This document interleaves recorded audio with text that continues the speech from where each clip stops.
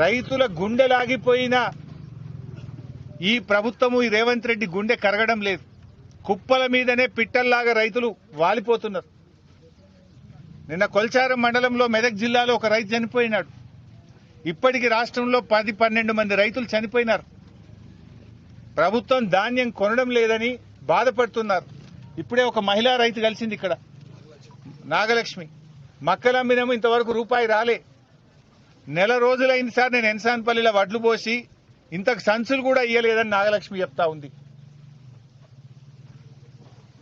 ముఖ్యమంత్రి ఏం డైలాగులు కొడుతుండు?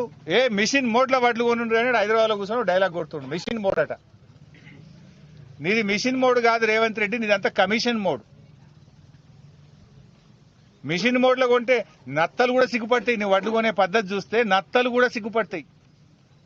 రోహిణి కార్తె వచ్చినా 3వ వంతు వడ్లు కొనలే నువ్వు ఇప్పటికీ.